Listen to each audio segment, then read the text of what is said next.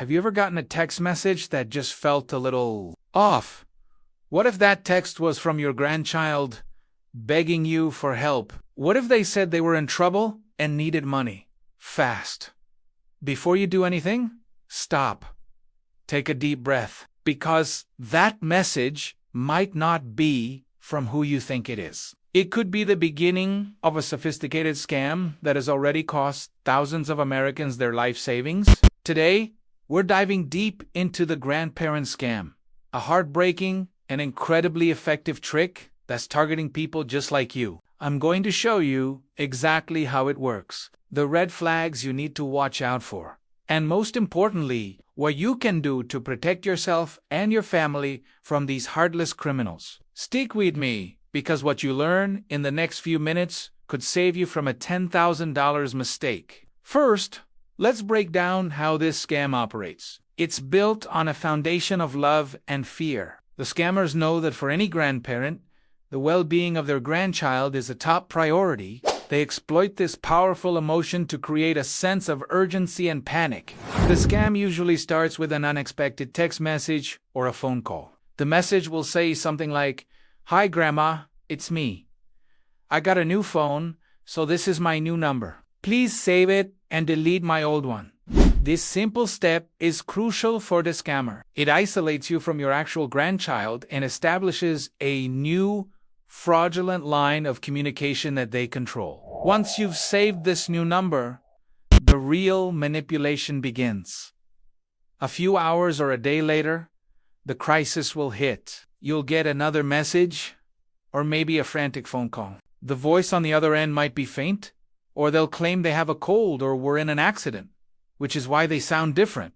They'll spin a tale of distress. Common stories include being arrested in another state or even another country, getting into a car accident and needing to pay for damages on the spot, or having a medical emergency and needing money for treatment. The details are always dramatic and designed to short-circuit your rational thinking. They'll stress that they're scared, embarrassed, and that you can't tell their parents. This is a classic manipulation tactic. By creating secrecy, they prevent you from verifying the story with anyone else who would immediately recognize it as a lie. They're creating a high-pressure bubble with just you and them inside. Then comes the request for money.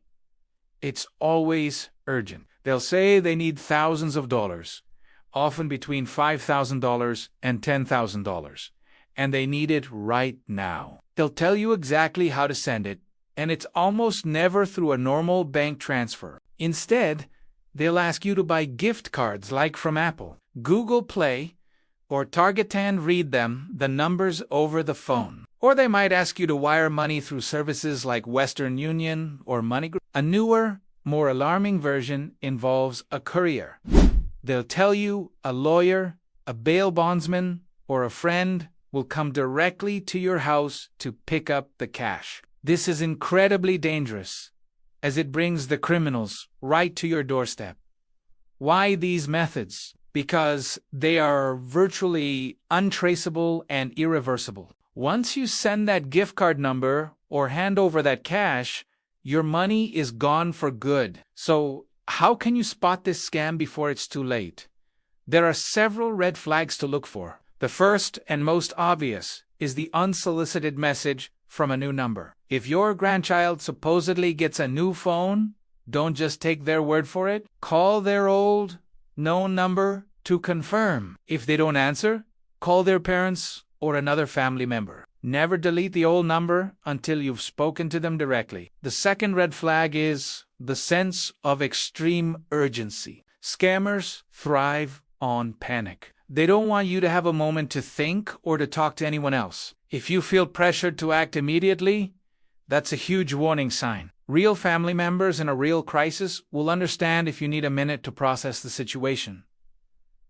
The third red flag is the plea for secrecy. The "don't tell mom and dad" line is a classic trick. It's designed to isolate you and make you feel like you're your grandchild's only hope. In reality, it's to prevent you from talking to the very people who could expose the scam in seconds. Always be suspicious of anyone who asks you to keep a major secret, especially when money is involved. The fourth red flag is the unusual payment method. No legitimate organization, not a court, not a hospital, and certainly not the police will ever ask you to pay for a fine or a medical bill with gift cards. The same goes for cryptocurrency like Bitcoin or cash couriers. These are the preferred payment methods for criminals, not for professionals. If someone asks you to pay this way, it is 100% a scam. Now, for the most important part, what to do if you receive one of these messages or calls. The first step is simple. Hang up. Don't engage. Don't reply to the text. Any interaction, even telling them, it's a scam, confirms that your number is active, and they might sell it to other scammers. Your best defense is to just disengage completely. The second step is to verify. Immediately call your grandchild on their original, trusted phone number. If you can't reach them, call their parents, their spouse, or a close friend. Use a number you already have saved in your phone, not one provided by the potential scammer. 9 times out of 10, you'll find out your grandchild is perfectly safe at home, at school, or at work, completely unaware of the drama being invented in their name. Another great proactive step is to create a safe word or a special question with your family members. This is a word or a question that only you and your real family would know the answer to. For example, you could agree that if anyone is ever in real trouble and needs help, they have to tell you the name of your first pet. A scammer would have no way of knowing this personal detail. It's a simple but incredibly effective way to verify someone's identity in a high-stress situation. Sit down with your kids and grandkids and establish this system. It's a quick conversation that can provide invaluable peace of mind. Let's talk about the emotional toll. Falling for a scam like this is not just about losing money. It's deeply violating. Victims often feel embarrassed, ashamed, and foolish. But it's crucial to understand that these scammers are professionals. They are masters of psychological manipulation, and they've perfected their scripts over thousands of attempts. There is no shame in being targeted or in falling for such a sophisticated scheme. The shame belongs entirely to the criminals who prey on people's love for their families. If this has happened to you or someone you know, the most important thing is to report it. You're not just helping yourself. You're helping law enforcement track these criminals and prevent them from victimizing others. Oh my God. First, contact your local police department. Even if they can't recover the money, a police report is an essential first step. Next, report it to the Federal Trade Commission at reportfraudftc.gov.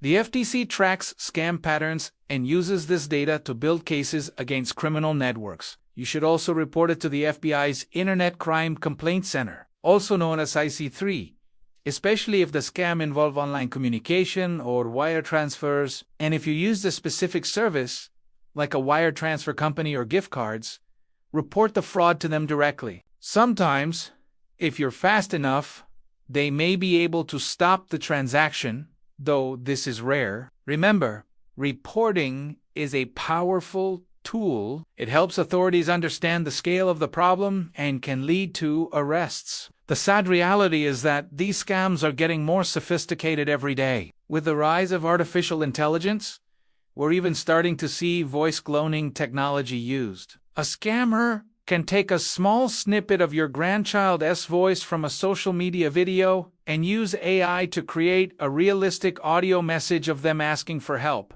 This makes it even harder to tell what's real and what's not. This is why having that verification system, like a safe word, is more important than ever. Technology can be faked, but shared personal memories cannot. To wrap things up, let's review the key takeaways. Be suspicious of any unexpected messages from a new number claiming to be a loved one. Always verify their identity by calling their old, known number or another family member. Watch out for the 3 big red flags: a manufactured sense of urgency, a demand for secrecy, and a request for payment via gift cards, wire transfers, or cash. If you suspect a scam, hang up, don't reply, and report it to the proper authorities. And finally, talk to your family. Create a plan, establish a safe word, and make sure everyone, from grandparents to grandchildren, is aware of these scams. Open communication is your strongest shield. Protecting our loved ones is our highest calling,